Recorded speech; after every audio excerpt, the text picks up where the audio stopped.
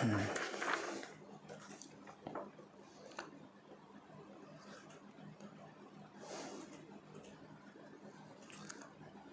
tuan-tuan, kita tunggu sekejap sahabat-sahabat kita daripada Facebook untuk bersama-sama dengan kita di kuliah Tazkirah sebelum Jumaat ni, insyaAllah.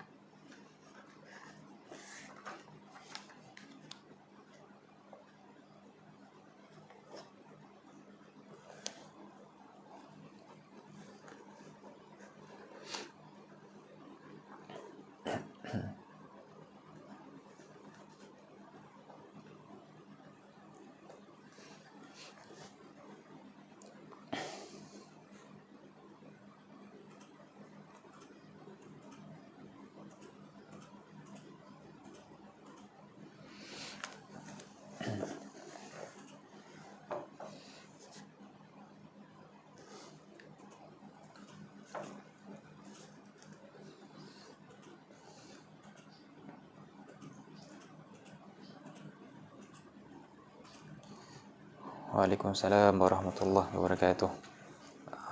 Okey. Suara dengar tak? Testing.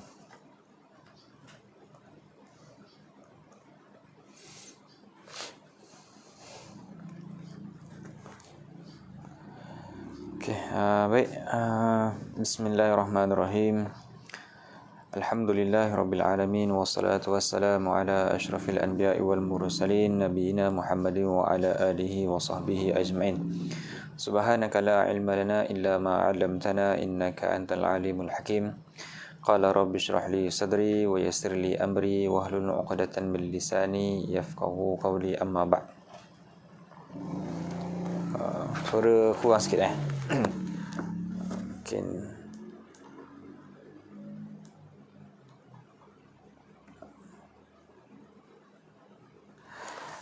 suara okey tak? Suara okey tak, Ustaz? Mungkin ada salah teknikal sikit kot rasanya.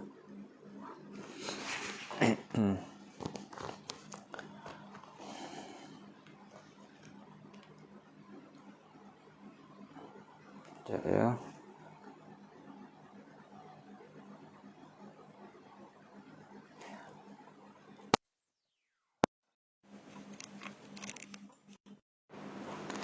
Okey, Ustaz. Okey tak suara?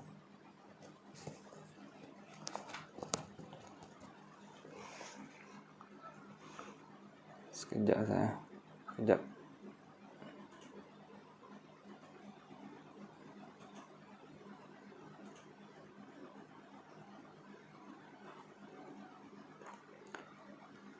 Okey. Suara okey tak, Ustaz? Takut sangat sekarang okey tak? Cuba respon sikit berkaitan dengan suara. Ada masalah teknikal sikit rasanya.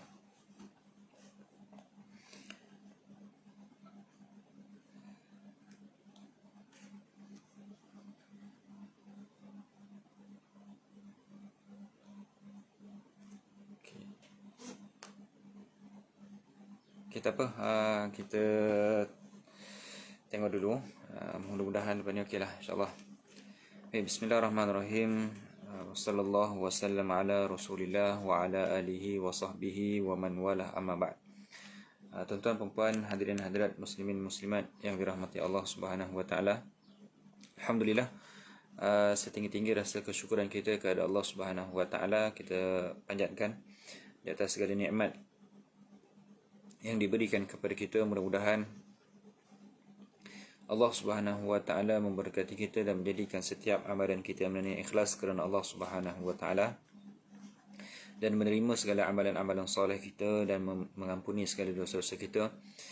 Mudah-mudahan segala ujian dan juga dugaan yang Allah berikan kepada kita segera diangkat dan menjadikan asbab untuk kita masuk ke dalam syurga Allah Subhanahu wa taala, insya-Allah.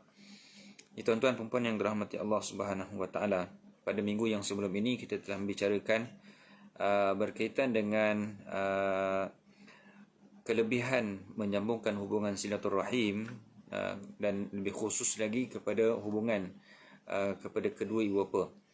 Dan juga dalam hadis ini juga tuan-tuan membicarakan berkaitan dengan Allah Subhanahu wa taala dan juga baginda Nabi sallallahu alaihi wasallam menjanjikan ganjaran yang banyak kepada orang yang menyambungkan silaturahim. Di antaranya seperti mana yang baginda Nabi sallallahu alaihi wasallam mengatakan, man ahabba ay yamudda lahu fi umrihi wa yuzada lahu fi rizqihi falyabarra walidayh. Nabi SAW mengatakan bahawa man ahabba, barang siapa yang hendak, barang siapa yang suka, ayyumadda, yang dipanjangkan lahu pada umur dia dan ditambahkan lagi pada rezekinya, Nabi katakan hendaklah dia berbuat baik kepada kedua bapanya. Dalam hadis yang lain juga baginda Nabi SAW mengatakan bahawa man asarra, barang siapa yang hendak untuk dipanjangkan umurnya dan diperluaskan rezekinya, Nabi SAW mengatakan falyasir rahimah, maka hendaklah dia menyambungkan tali silaturahim. Dalam hadis yang lain juga baginda Nabi SAW mengatakan bahawa man kana yu'minu billahi wal yawmil akhir, barang siapa yang beriman dengan Allah dan juga pada hari akhirat, falyasir rahimah, maka hendaklah dia menghubungkan tali silaturahim.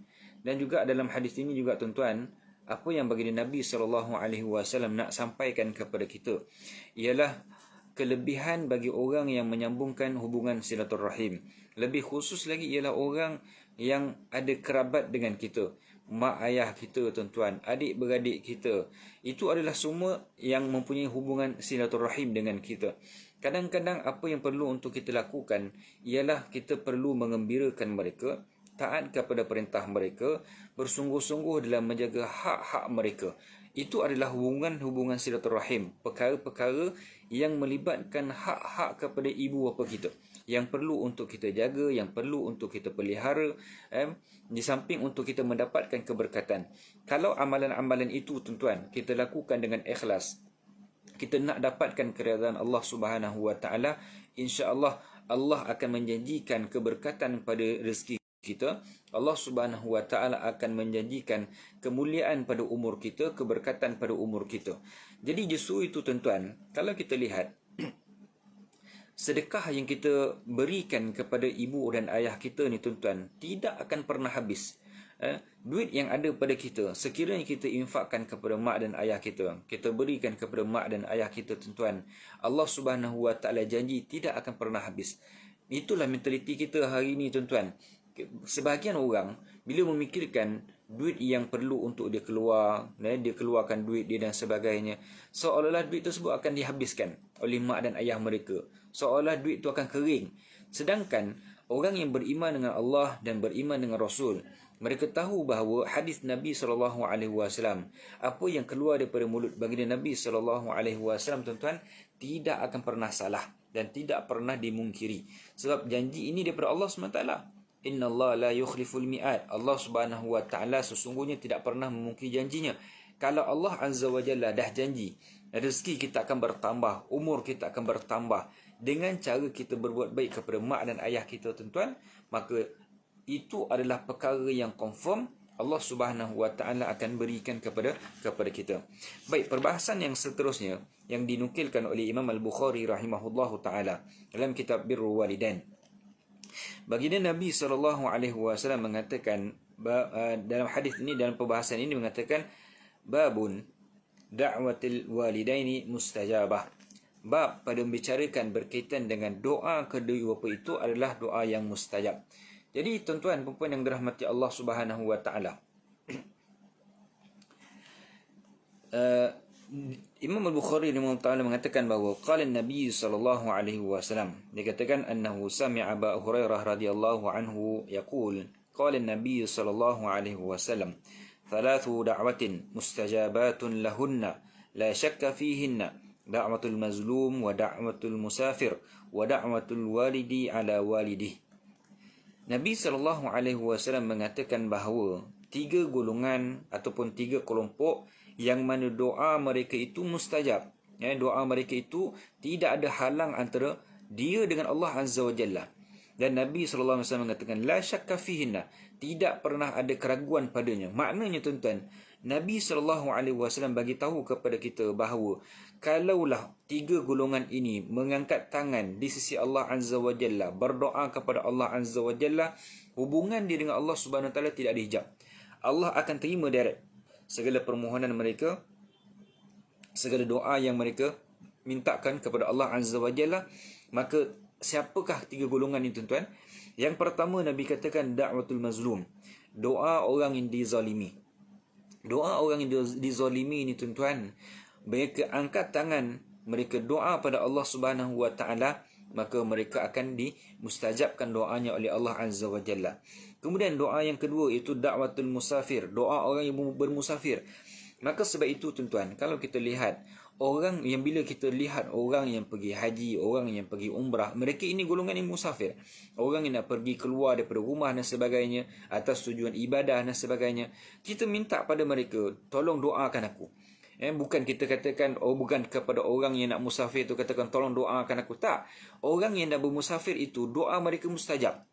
Doa mereka itu didengari oleh Allah Azza wa Jalla. Doa mereka itu diperkenankan oleh Allah Azza wa Jalla. Maka doa yang paling terbaik yang perlu untuk dibacakan ialah orang yang tak bermusafir itu. Itu doa yang paling mustajab, waktu yang paling mustajab.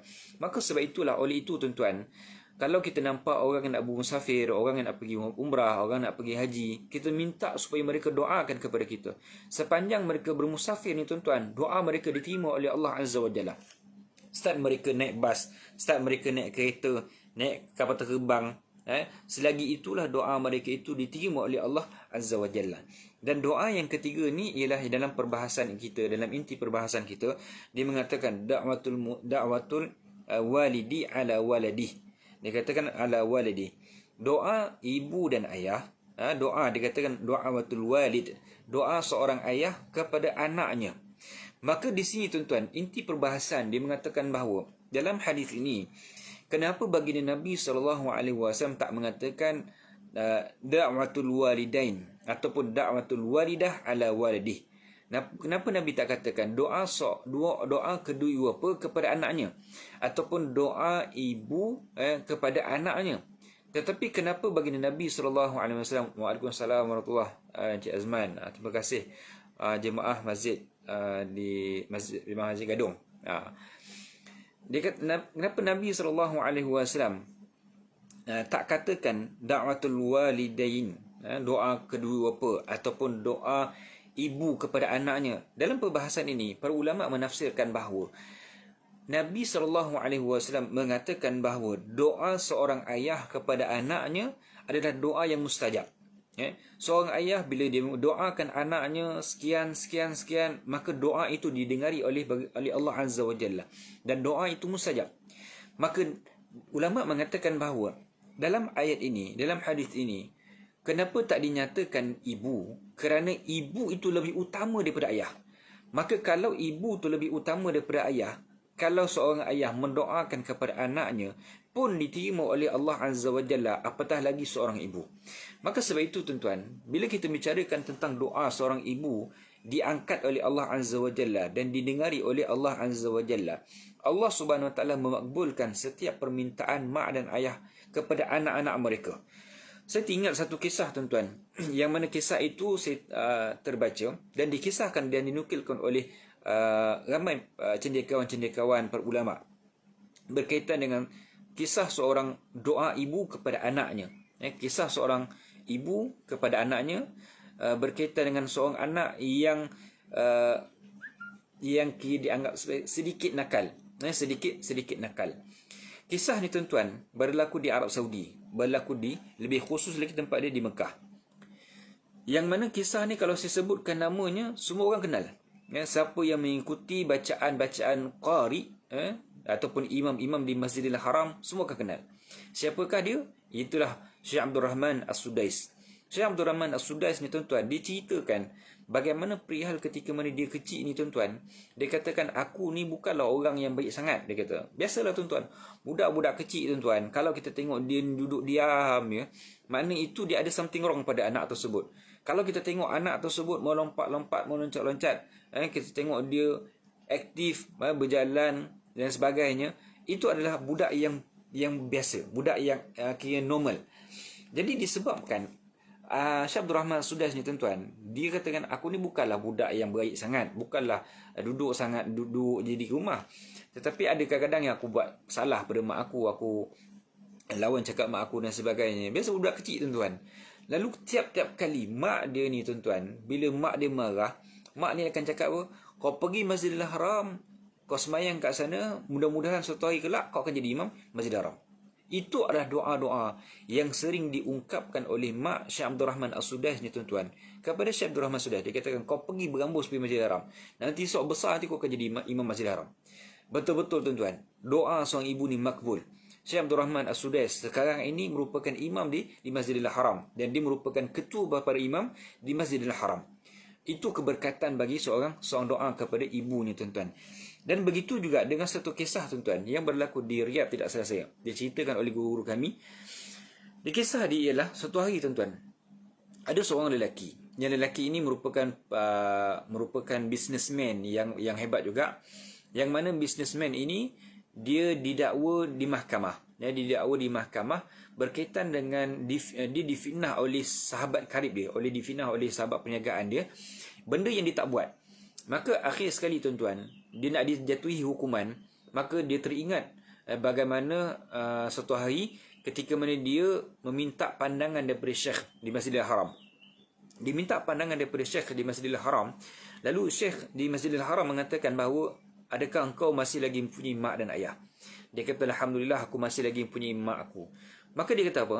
Dia kata besok pagi ni dia nak masuk mahkamah. Besok pagi nak masuk mahkamah untuk dijatuhi hukuman. Kalau jatuh hukuman, mungkin dia akan dipenjara beberapa tahun dan sebagainya. Maka ketika itu dia katakan, baik, malam ini kau ada masa dengan ibu kau. Malam ni kau ada masa dengan ibu kau. Sekarang ni cuba kau bawa makanan-makanan, hidangan-hidangan yang lazat, jamah kepada mak kamu.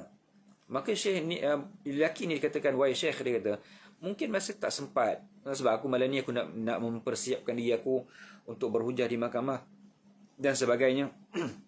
Lalu Syekh ni katakan, tak, cuba buat sebaik yang mungkin, gembirakan hati mak kamu, hidangkan kepada mak kamu makanan-makanan yang paling lazat. Maka ketika itu tuan-tuan, diikut apa yang Syekh ni kata. Lalu ketika itu dia bawa hidangan-hidangan pergi ke rumah mak dia. Dia bawa, dia mengembirakan hati mak dia dan sebagainya. Lalu anak ni tuan-tuan, mak dia ada dirasa. Dia ada deria rasa yang sangat-sangat kuat kepada anak dia. Lalu dia katakan, wahai anak, bagaimana kehidupan kau? Dia kata, alhamdulillah mak, okeylah, sihatlah, baiklah, dia kata. Lalu mak dia kata pun, tiap-tiap kali mak dia datang, tiap-tiap kali mak dia tengok wajah anak dia, mak dia akan kata, semoga Allah menyelamatkan engkau dunia akhirat. Semoga Allah SWT menyelamatkan engkau dunia akhirat. Semoga Allah menyelamatkan engkau dunia akhirat. Itu saja doa yang mak dia baca tuan-tuan. Ketika mana mak dia melihat wajah anak dia, bergembira hati mak dia ni tuan-tuan. Ketika mana mak dia menyantap makanan yang dibawa daripada hotel-hotel, yang dibawa daripada hotel, dihidangkan kepada mak dia dan sebagainya.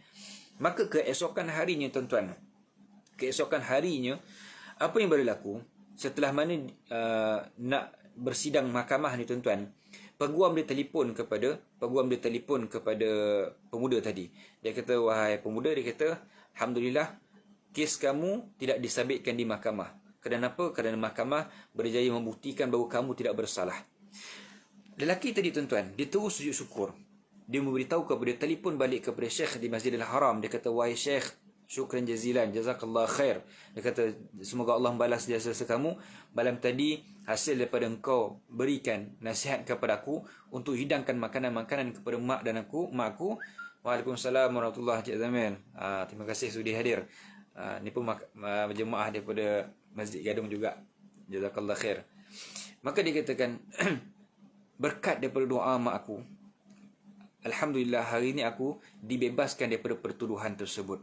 Maka ini yang kita nak katakan tuan-tuan, doa seorang ibu sangat-sangat mustajab. Doa seorang mak dan ayah ni tuan-tuan sangat-sangat mustajab. Sebab itu kalau kita lihat tuan-tuan, bagaimana kisah-kisah nenek-nenek kita terdahulu, wan-wan kita terdahulu, atuk-atuk kita terdahulu tuan-tuan. Mereka kalau dia nak cakap perihal berkaitan dengan anak ni tuan-tuan, Dia tak akan cakap perihal berkaitan yang dengan negatif. Dia tak cakap anak ni pemalas. Dia tak cakap anak aku ni pemalas. Tak, dia kata, ni budak ni perajin. Dia kata, dia budak ni perajin. Kenapa perajin, tuan-tuan? Sebagai satu simbolik kepada doa kepada anak tersebut.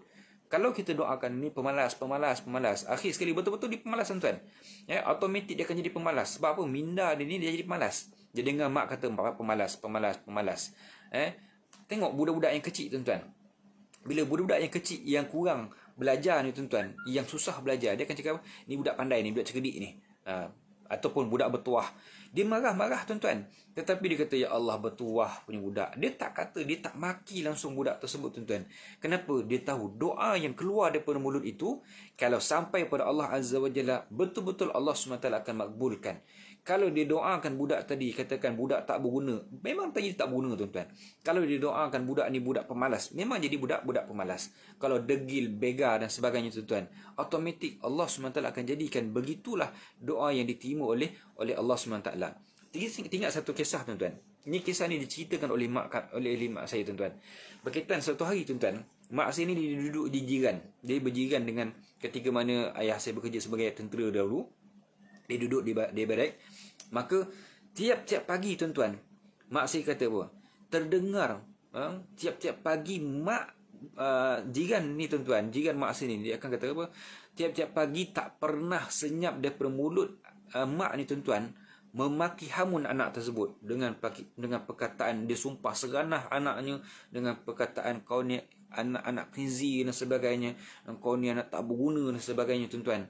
Akhir sekali, tuan-tuan, apa yang berlaku? Mak saya kata, memang benar, tuan-tuan, itu doa seorang ibu. Akhir sekali, anak tersebut tak sampai besar, tuan-tuan. Yang pertama, anak tadi memang jadi betul-betul degil. Dengan budak kecil ni, tuan-tuan, yang kecil-kecil lagi, dah mula hisap gam. Dah mula menjadi ikut orang lain, hisap gam. Kemudian akhir sekali mak saya kata, akhir sekali budak tadi dia mati disebabkan dilanggar oleh kereta. Mati disebabkan langgar oleh kereta. Maka sebab itu mulut kita ni, tuan-tuan, sebagai seorang ibu dan juga seorang ayah, tuan-tuan, kita perlu untuk kawal, kita perlu untuk jaga. Kerana kita takut doa tersebut diterima oleh Allah Azza wa Jalla, maka Allah Subhanahu wa Ta'ala akan menjadikan doa tersebut sebagai doa yang mustajab. Sebab itu, tuan-tuan, Imam Sya'rani rahimahullah ta'ala, Imam Sya'rani mengatakan bahawa doa ibu adalah seperti jelmaan malaikat. Bahkan ibu adalah seperti jelmaan malaikat yang nampak. Dan dikatakan bahawa doanya tajam dan cepat diangkat oleh Allah Azza wa Jalla. Maka itu yang diperkatakan oleh Imam Sya'rani rahimahullah ta'ala. Dia katakan ibu ni sebagai jelmaan malaikat. Ada sebahagian ulama' yang mengatakan bahawa ibu dan ayah ini merupakan wali-wali keramat. Kenapa wali-wali keramat, tuan-tuan? Kerana wali-wali ni doa mereka makbul di sisi Allah Azza wa Jalla. Orang yang hampir dengan Allah Azza wa Jalla, mereka angkat tangan di hadapan Allah Azza wa Jalla, meminta, memohon, merayu kepada Allah Azza wa Jalla. Allah SWT akan makbulkan dan perkenankan doa mereka. Sebab itulah, kalau kita ada masalah, tuan-tuan, kalau kita ada kesulitan, teleponlah mak dan ayah. Teleponlah mak dan ayah kita, tuan-tuan. Minta mereka doakan kepada Allah Subhanahu wa Ta'ala untuk kita. Itu adalah senjata kita, tuan-tuan. Selagi mana mak dan ayah kita ada, tuan-tuan, itu adalah senjata kita. Kebanyakan orang, tuan-tuan, dia tak tahu ke mana mereka nak tuju. Sedangkan mereka ada mak dan ayah di kampung. Cuba telefon, walaupun hanya 10 minit, tuan-tuan, telefon mereka, mak dan ayah, tolong doakan saya. Dan begitu juga dengan kisah guru kami, Dr. Kamilin Jamilin. Dia ceritakan kepada kami, dan diceritakan juga di dalam majlis convocation, tuan-tuan. Dia kata apa? Dia ni, tuan-tuan, orang yang busy, orang yang memang sibuk dengan menulisnya, dengan kuliah ni dan sebagainya. Maka ketika mana dia ni nak viva, tuan-tuan, mak dia kata, engkau ni sekian-sekian. Lalu dia kata apa? Saya nak takut apa, mak? Saya ada mak, dia kata. Kenapa saya nak takut? Saya ada mak. Maka dia katakan, mak tolong doakan saya untuk berjaya. Mak dia kata apa? Aku doakan engkau berjaya dan lulus tanpa pembetulan. Engkau lulus cemerlang, dia kata. Bukan lulus biasa. Lulus cemerlang tanpa pembetulan. Wallahi, tuan-tuan, memang apa yang didoakan oleh mak dia, tuan-tuan, betul-betul terjadi kepada Syekhuna Dr. Kamilin. Maka nak katakan itu adalah doa seorang ibu. Kemudian, tuan-tuan, perempuan yang dirahmati Allah Subhanahu wa Ta'ala, dalam perbahasan yang seterusnya, tuan-tuan, Imam Al-Bukhari rahimahullah ta'ala memasukkan satu bab yang mengatakan babun uquqil walidaini tukhbitul amal. Dia katakan bab yang mana penderhakaan kepada kedua ibu bapa akan menghapuskan segala amal-amal ibadat kita, tuan-tuan. Maka dalam perihal berkaitan dengan hadis ini, dia katakan bahawa an Rasulullah sallallahu alaihi wasallam qala thalathun la yaqbalu Allahu minhum sarafan wala adlan aqun wa mannanun wa mukadzibun biqadar. Baginda Nabi SAW mengatakan bahawa tiga golongan, tiga yang tidak diterima oleh Allah Azza wa Jalla amalan-amalan mereka, sarfan wala adlan, sama ada amalan itu wajib ataupun amalan itu amalan yang sunat. Ya, sarfan wala adlan, itu adalah doa, apa dikatakan bahawa amalan tersebut adalah amalan yang wajib ataupun amalan tersebut amalan yang sunat. Maka Nabi katakan tiga golongan. Siapa dia? Yang pertama aqun, orang yang derhaka kepada kedua ibu bapa. Dan kedua wamannanun, dan juga orang-orang yang mengungkit pemberian. Sebab itu Allah SWT mengatakan wala tubtilu sadaqatikum bil manni wal azah. Jangan kamu membatalkan sedekah-sedekah kamu dengan cara kamu mengungkit-ungkit sedekah kamu. Dah bagi sedekah, tuan-tuan, kemudian kita katakan, oh engkau ni tak berterima kasih, aku dah bagi kau sekian-sekian, engkau buat tak tahu aku. Itu adalah manan, itu adalah mengungkit pemberian yang kita berikan kepada orang. Akhir sekali Allah Subhanahu wa taala akan batalkan sedekah tersebut. Asalnya sedekah itu diterima oleh Allah Azza wa Jalla, tetapi disebabkan kita mengungkit pemberian tersebut, maka Allah Subhanahu wa taala terus tolak amalan tersebut dan jadikan amalan tersebut amalan yang zero, tak ada nilai di sisi Allah Subhanahu wa taala. Dan yang ketiga wa mukazzibun biqadarin, dan orang yang mendustakan takdir, orang yang mendustakan takdir. Maka perbahasan ataupun inti perbahasan kita, tuan-tuan, dalam perbahasan di sini dikatakan akun. Yang pertama akun, orang yang menderhakai kedua bapa. Bila menderhakai kepada kedua bapa ni, tuan-tuan, bagi Nabi SAW nak katakan apa? Bukan sekadar amalan-amalan sunat kita tak diterima oleh Allah Azza wa Jalla, tuan-tuan, tetapi amalan-amalan yang wajib juga tak diterima oleh Allah Azza wa Jalla. Sebab itu bagi Nabi SAW dalam satu hadis, Nabi SAW mengatakan bahawa tu'radul a'mali ila Allah yaumul itsnain wa yaumul khamis. Nabi katakan amalan-amalan kita dihamparkan, dibentangkan di hadapan Allah Azza wa Jalla pada hari Isnin dan juga pada hari Khamis.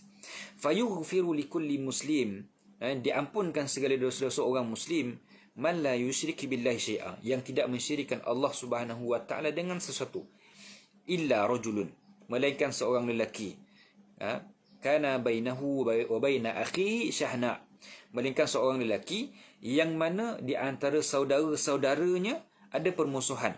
Maka Allah Subhanahu wa taala mengatakan bahawa biarkan dahulu amalan-amalan mereka, jangan diangkat kepada Allah Subhanahu wa taala, sehinggalah amalan-amalan mereka itu berbaik-baik. Sehinggalah mereka berbaik, barulah Allah Subhanahu wa taala menerima amalan-amalan mereka. Maka dalam hal ni, tuan-tuan, itu berkaitan dengan amalan yang ditangguhkan oleh Allah Azza wa Jalla, yang tidak dikira oleh Allah Azza wa Jalla. Tetapi uququl walidain, menderhakai kepada kedua ibu bapa ni, tuan-tuan, bukan sekadar amalan itu tak diangkat oleh Allah Azza wa Jalla, tetapi amalan-amalan soleh yang kita lakukan ni, tuan-tuan, terbatal automatik. Terbatal automatik. Allah Subhanahu wa taala tak terima langsung. Bahkan Allah Subhanahu wa taala memang tak kira itu adalah sebagai amalan kita. Baik amalan itu amalan yang wajib ataupun amalan-amalan itu amalan sunat. Dan bagaimana kalau andai kata, tuan-tuan, ada sebahagian orang yang kalau kita lihat, mereka ni, tuan-tuan, dengan orang luar, dengan jiran tetangga, dia punya akrab, dia punya kebaikan, dia punya pemurahnya sangat-sangat hebat. Bagi rambutan, bagi sekian, tak cukup duit, tambah duit. Kawan-kawan dia tak cukup duit, bagi duit. Tetapi bila mak dan ayah ni, tuan-tuan, bila mak dan ayah ni dalam keadaan kesusahan, dalam keadaan ni yang perlukan bantuan, seolah mak dan ayah ini tak wujud, tuan-tuan. Maka kemanakah hilang perasaan ihsan kita kepada mak dan ayah kita? Takkan kita nak tunggu sampai mak dan ayah kita dah tak ada, tuan-tuan, barulah kita nak merayu, barulah kita nak katakan rindunya mak dan ayah dah tak ada dan sebagainya. Sedangkan ketika mana mereka masih wujud lagi, seolah-olah kita tidak pernah ambil tahu perihal berkaitan dengan kehidupan mereka. Dan bahkan ketika mana mereka itu tuan-tuan minta bantuan kepada kita, maka kita memberikan 1000 alasan. Ada seorang lelaki tuan-tuan yang mana ayah dia meninggal tetapi ibu dia masih ada. Tiap-tiap kali nak pergi hospital, tiap-tiap kali nak pergi hospital, alasan yang diberikan ialah tak, mata dia tak nampak, perut dia sakit, dada dia sakit. Tak, dada dia sakit, mata dia tak nampak. Sedangkan kalau kita lihat petang-petang, pagi-pagi merayau naik motor boleh tuan-tuan. Tetapi bila nak hantar mak ayah pergi hospital tuan-tuan, beribu-ribu macam alasan yang diberikan. Kerana apa? Kerana tak nak hantar mak dan ayah, tak nak menyusahkan diri untuk hantar mak ayah ke hospital. Adakah itu pembalasan yang perlu untuk kita berikan kepada mereka tuan-tuan? Maka sebab itulah dalam hal ni tuan-tuan, para ulama mengatakan bahawa semakin beribadah seseorang, seharusnya semakin baik adab kepada kedua apa? Hasil daripada ibadah kepada mereka tuan-tuan. Yang sepatutnya ibadah yang kita lakukan ni tuan-tuan, semakin lama, semakin banyak, semakin baik akhlak kita kepada ibu bapa kita.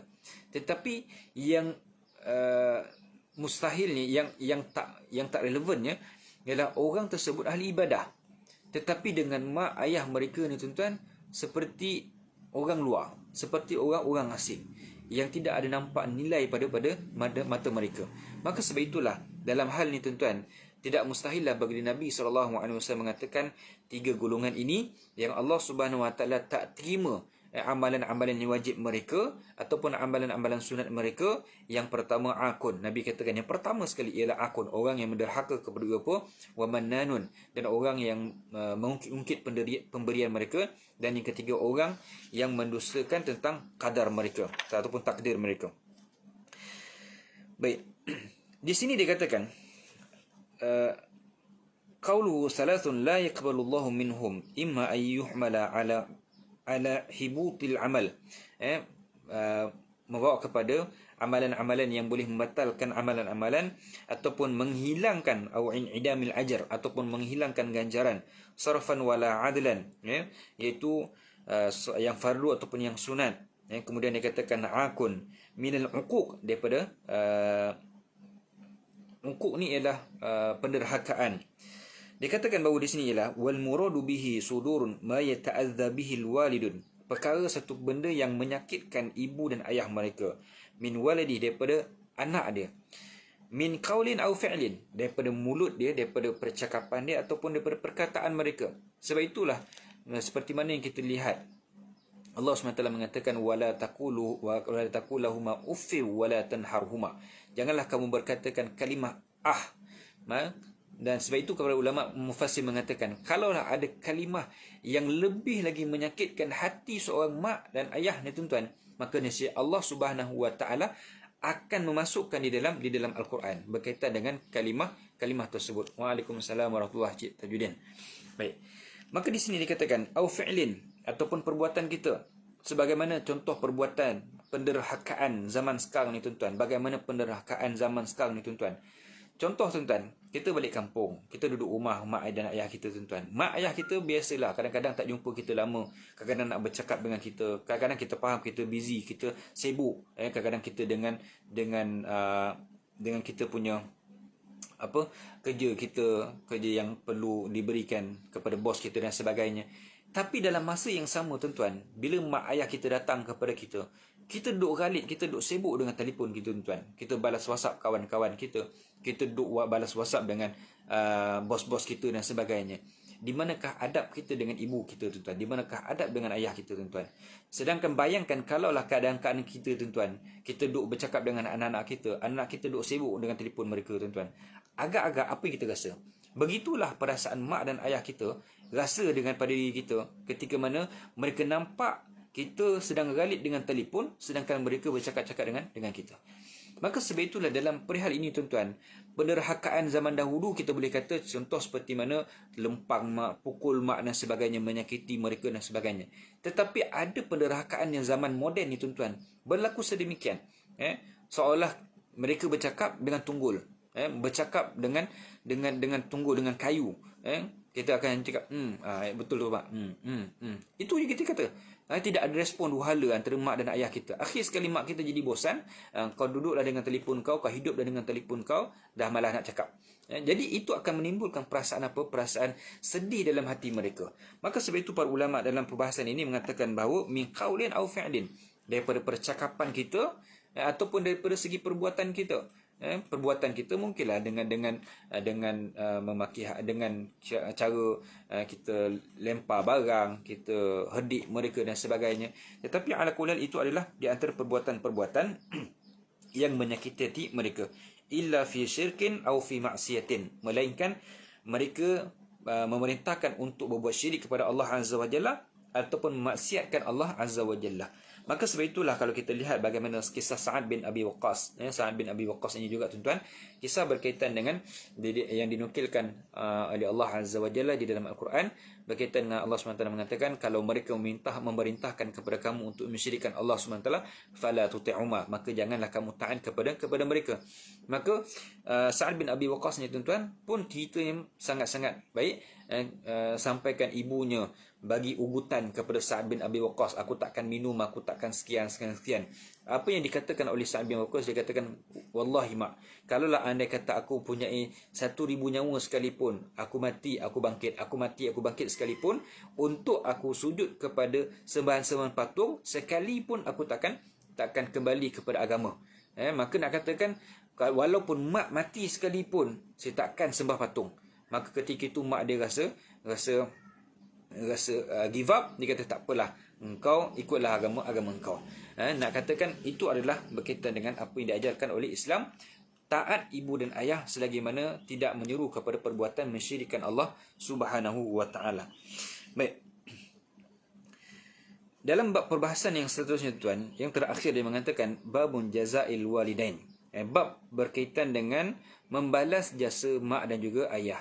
Maka dalam hadis ini Imam Al-Bukhari rahimahullah mengatakan bahawa anin Nabi sallallahu alaihi wasallam la yajzi waladun waladih illa ay yajidahu mamlukan fayashtariyahu fayu'tikahu. Nabi sallallahu alaihi wasallam mengatakan bahawa la yajzi waladun waladih, seorang anak tidak akan mampu selama-lamanya untuk membalas jasa orang tuanya. Nabi SAW mengatakan la yajzi, tidak akan mampu untuk membalas jasa mak dan ayah mereka, kecuali illa ia mendapati ibu dan ayah je menjadi hamba, lalu dia beli dan dibebaskan. Lalu dia beli dan juga dibebaskan. Dalam hadis ni tuan-tuan, hadis ni hadis yang agung, hadis yang banyak di kita punya manfaat dan faedah yang boleh kita ambil. Antaranya, apa yang baginda Nabi SAW nak katakan kepada kita ialah, seorang ibu, seorang ayah, kalau kita nak balas jasa mereka ni tuan-tuan, memerlukan pengorbanan dan juhud yang sangat-sangat kuat. Antara yang baginda Nabi SAW maksudkan di sini, katakan kecuali seperti mana seorang ibu dan ayah itu menjadi hamba, kemudian kita sebagai seorang anak, kita tebus mak ayah kita dan kita bebaskan mak ayah kita. Ada sebahagian di kalangan cendekiawan membahaskan berkaitan dengan hadis ini. Dia katakan benda ni amat mustahil berlaku. Kenapa amat mustahil berlaku?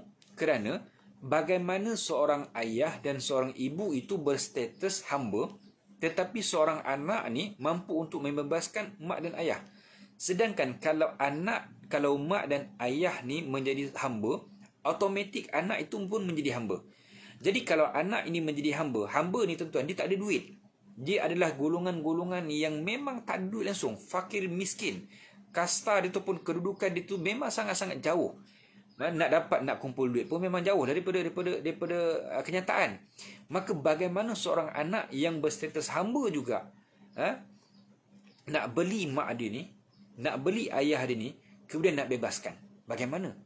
Maka di sini para ulama mengatakan bahawa amat mustahil bagi seorang anak untuk membalas jasa dan juga budi seorang ibu. Maka saya bawakan kisah berkaitan dengan apa? Berkaitan dengan seorang lelaki. Seorang lelaki yang ketika mana zaman Ibnu Umar radhiyallahu ta'ala anhu, Ibnu Umar radhiyallahu taala anhu ni tuan-tuan, ni kisah ni dinukilkan dalam kisah dalam Sahih Bukhari rahimahullah taala dalam Fathul Bari. Kisah ini berkaitan dengan kisah seorang lelaki. Dia ni merupakan seorang lelaki daripada Yaman. Kisah seorang lelaki daripada Yaman yang dia dukung mak dia ni di belakang. Mak dia ni buta, mak dia ni tak boleh berjalan. Maka mak dia ni pun pekak. Maka dikendong mak dia ni tuan-tuan tawaf. Dikendong mak dia tawaf. Lalu ketika mana dia sedang dalam keadaan tawaf, dia melantunkan sebuah syair. Yang maksud dia katakan, sesungguhnya diriku ini adalah tunggangan. Tunggangan ibu yang sangat patuh. Dia kata, sesungguhnya diriku ini adalah tunggangan yang sangat patuh. Apabila tunggangan yang lain lari, maka aku tidak akan lari. Maka nak kata apa? Aku ni seorang anak yang sangat patuh kepada mak dan ayahku. Tak kisahlah macam mana sekalipun. Adik-beradik yang lain tak nak, tak apa. Biar aku yang lakukan tugas tanggungjawab sebagai seorang anak. Maka dia kata apa? Lalu dia tanya kepada Ibnu Umar. Dia nampak Ibnu Umar sedang tawaf bersama. Dia kata, wahai Ibnu Umar, aku datang daripada Yaman ni. Aku mendukung mak aku ni daripada Yaman. Aku buat tawaf, aku bawa pergi melakukan Arafah dan sebagainya. Adakah telah aku membalas jasa mak dan ayahku?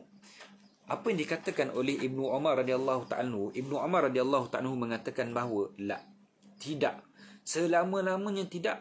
Walaupun sekali tarikan nafas ketika mana mak kamu nak melahirkan kamu. Tuan-tuan, satu tarikan nafas ketika mana mak kita nak melahirkan kita ni tuan-tuan pun tak mampu untuk kita balas tuan-tuan. Apatah lagi dengan darah yang mengalir ketika mana melahirkan kita. Susu yang keluar daripada buah dada mereka ketika mana kita hisap, kita minum air mereka ni tuan-tuan. Bagaimana kita nak balas? Sebab itulah Ibnu Umar radhiyallahu ta'ala mengatakan bahawa tidak akan pernah kamu balas jasa mak ayah kamu, walaupun kamu nak balas satu tarikan nafas ketika mana mak kita ni tuan-tuan nak menegan kita ketika mana kita nak bersalin, nak melahir. Maka sebab itulah tidak akan pernah terbalas. Suatu hari tuan-tuan, ada seorang lelaki, ketika itu mak dia ni adalah mak yang uzur, terlantar stroke pada zaman ketika itu. Dahulu tidak ada pampers, dahulu tidak ada kelengkapan-kelengkapan. Lalu ketika itu tuan, dia kata apa? Dia berjumpa dengan seorang sahabat Nabi radhiyallahu ta'ala, lalu dia bertanya kepada sahabat Nabi, wahai sahabat, dia kata, aku punya seorang mak, yang mak aku ni uzur, terlantar, kena stroke. Lalu ketika mana mak aku ni nak kencing, mak aku ni nak buang air besar, aku akan tandah dengan tangan aku dan aku akan buangkan. Aku mandikan mereka, aku mandikan dia, aku pakaikan mereka baju, aku sikatkan rambut mereka, aku bedakkan mereka. Maka dia tanya kepada sahabat Nabi tersebut, dia katakan, adakah aku telah membalas jasa mereka? Lalu sahabat Nabi mengatakan, tidak. Sesekali tidak akan pernah terbalas jasa mereka. Lalu dia tanya, bukankah aku telah menjalankan seperti mana yang mereka telah buat kepada aku dahulu? Ketika mana aku kecil dahulu, mereka mandikan aku, mereka basuh berak aku, mereka bersihkan aku, mereka sikatkan rambut aku. Dan ketika mana mereka tahu tua ni, aku basuhkan najis mereka, aku bersihkan mereka, aku pakaikan mereka baju dan sebagainya. Lalu dia mengatakan apa? Dia katakan, beza antara dia dengan kau, mereka ni siapa, ibu bapa kita, membersihkan kita, memberikan didikan kepada kita, memakaikan baju kepada kita, dengan mereka berdoa semoga engkau membesar dalam keadaan baik, dalam keadaan sihat. Tetapi engkau mengerjakan mak ayah kamu, dia kata, engkau memandikan mak ayah kamu, memberikan makan ubat, makaikan baju, dengan harapan apa? Dengan harapan supaya mereka cepat meninggal. Kenapa? Kerana itu kau merasakan bahawa satu bebanan kepada kamu. Maka tidak akan pernah sama. Orang yang niat dia untuk doakan kepada kita, ya Allah, berikanlah kesihatan yang baik. Mereka risau, nampak kita sakit sikit ketika mana kita kecil dahulu, cepat-cepat bagi ubat. Tetapi ketika mana mereka sedang uzur, ketika mana mereka sedang terlantar ni tuan-tuan, kita siapkan mereka, kita dalam keadaan kita terpaksa, dalam keadaan kita minta, ya Allah, aku redha kalau mereka ni meninggal. Itu saja tuan-tuan, perbezaan yang sangat-sangat ketara. Maka sebab itulah dalam hal ini tuan-tuan, dikatakan bahawa la yajzi waladun waladih. Ya, seorang anak tidak akan mampu untuk membalas jasa mak dan ayah mereka selama-lamanya, melainkan seperti mana mak dan ayah yang menjadi hamba kepada seorang, maka kita beli dan kita bebaskan. Maka dalam hal ini tuan-tuan, nak beritahu pada kita bahawa memang kita tidak akan pernah membalas jasa mereka. Baik, tuan-tuan perempuan yang dirahmati Allah Subhanahu Wa Taala, pengajaran hadis ni tuan-tuan, dia kata apa? Dia kata kenapa kita tidak mampu untuk membalas jasa mereka? Kerana yang pertama dikatakan pengorbanan ibu bapa dalam mengandungkan kita. Ya, mereka kandungkan kita. Hamalatu ummuhu kurha wa wada'ahu kurha. Allah SWT katakan mengandungkan kita ni dalam keadaan susah dan nak melahirkan kita ni dalam keadaan susah. Mereka terpaksa untuk bertarung nyawa, serahkan diri mereka kepada Allah Subhanahu Taala. Andai kata tuan-tuan diberikan pilihan ketika mana mereka ni tuan-tuan dalam keadaan yang nazak, nak selamatkan, mereka akan cakap selamatkan anak ni dahulu, barulah kemudian nak selamatkan dia. Sebab apa tuan-tuan? Dia merasakan bahawa kalau boleh biarlah anak ni tengok dunia. Sebab apa? Sebab dia dah pernah tengok dunia. Anak ni kesian, anak ni masih lagi kecil, perlukan bimbingan dan sebagainya. Maka dia akan lebihkan kepada anak. Maka sebab itulah dalam hal ni tuan-tuan, Allah Subhanahu Wa Taala memuliakan seorang ibu melebihi daripada ayah. Sehingga Nabi SAW mengatakan bahawa sebanyak 3 kali, ummuk, ummuk, ummuk, mak kamu, summa abuk, barulah kemudian bapak kamu. Kenapa tuan-tuan? Yang pertama tadi mengandung, kemudian yang kedua melahirkan, yang ketiga membesarkan. Bayangkan tuan-tuan, seorang ibu yang barulah bersalin tuan-tuan, bagaimana penat dia tuan-tuan. Tetapi walaupun dalam keadaan penat tersebut, terpaksa untuk menyusukan anak, terpaksa untuk memberikan kasih sayang kepada anak dan sebagainya. Maka sebab itulah pengorbanan seorang ibu itu lebih utama berbanding dengan seorang ayah. Kemudian yang kedua itu jasa mengasuh dan membimbing anak-anak mereka tuan-tuan. Ayah-ayah ni kita faham, kadang-kadang mereka sibuk dengan hal peribadi mereka tuan-tuan. Tetapi naluri seorang ibu, mereka itu lebih cakna kepada anak-anak mereka. Dia lebih naluri itu lebih kepada kekeluargaan. Mereka tahu anak ni bagaimana, dia tahu anak nak dididik bagaimana dan sebagainya. Dengan ayah mungkin dah dia tak ambil hal sangat. Mungkin ada ayah yang lebih mentingkan sekian, tetapi ibu ni perasaan itu lebih utama kepada anak-anak mereka. Sebab itulah ini adalah pengajaran berkaitan dengan hadis tersebut. Baik tuan-tuan puan yang dirahmati Allah Subhanahu Wa Taala, insya-Allah tuan-tuan kita akan sambung perbahasan kita pada minggu yang akan datang. Masih lagi dalam perbahasan berkaitan dengan memberikan balasan ataupun membalas jasa kedua apa. InsyaAllah banyak lagi kisah-kisah yang menarik daripada kisah-kisah salafun salih, orang soleh terdahulu, berkaitan dengan kebaktian mereka kepada kedua apa. Mudah-mudahan ia menjadi satu motivasi kepada kita untuk kita berbakti kepada kedua apa kita, dan menjadikan diri kita di antara orang yang terbaik dalam menghubungkan tali silaturahim. Jadi insya-Allah kita akan sambung pada minggu yang akan datang. Ada segelintir di kalangan sahabat-sahabat kita, jemaah-jemaah kita yang dah bersiap untuk pergi ke masjid sebab nak rebut tempat dan sebagainya. Jadi mudah-mudahan Allah Subhanahu Wa Taala menerima segala amalan-amalan soleh kita dan menjadikan kita orang yang bertakwa kepada Allah Subhanahu Wa Taala. Aqul qauli hadza wa astaghfirullahal azim li wa lakum. Wassalamualaikum warahmatullahi wabarakatuh.